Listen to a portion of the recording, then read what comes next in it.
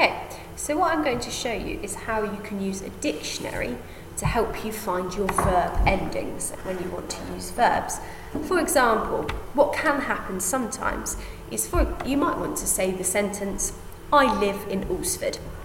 So the first thing people tend to do is think, right, so I is yo, and then I need to say live. So we would use a dictionary, we would find the word live.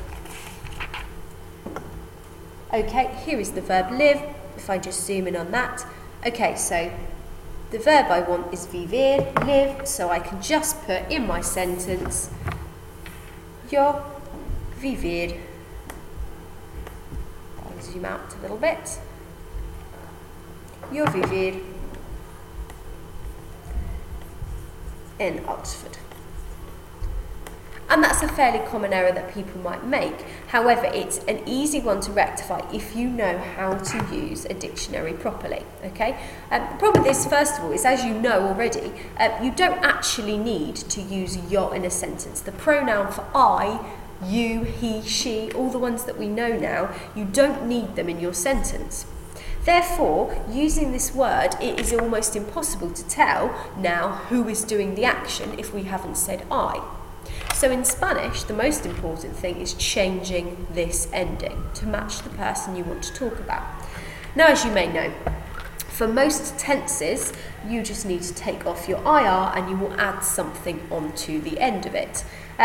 So in the dictionary, if I go back to live, you'll notice that there is a number next to it. Now that number refers to a number in the middle of the dictionary. So this is number 19. So if I go to number 19 in the middle section of my dictionary, I will find the verb vivir, to live. So now I can use this to help me. And this helps you change the ending to match the right tense. You can see in bold here all the different endings that would match it. So for example, we know that we want the present tense because we're saying I live currently at the moment, and we want to say I live, which is always the first one in your list. So we know that our ending is going to be an O. So if I go back to my sentence, I know now to make this sentence complete, I need to put an O. However, always good to boost your work a bit and talk about other people. So you need to know what the other forms of this verb are. Why are there different endings? So, the first one, as we said, is always I. The second one on your list is you, singular if I'm talking to one person. The next one is he or she or it. Then the fourth one down is we. The fifth one is you, plural, so if I'm talking to more than one person. And the last one is they. And it always follows this pattern through every single tense. Okay? So these are all the different tenses that you might want to include in your work. So if you wanted to say I lived, we would use this tense. I will live, this tense. I used to live, and I would live. They're probably the key important ones to think about. However, for the moment, we are focusing on just the present tense. So if I wanted to say they live, I would look down this list. I know that the word for they is going to be down the bottom here. They live. Okay, in bold I have en. So I know that if I wanted to change it and say they live, I just need to add en. And then I have viven en Alfred. They live in Alsford. Again, just to make this really clear for you, you can see at the top that this is a regular verb. Okay, that means it follows a regular pattern. It follows a pattern.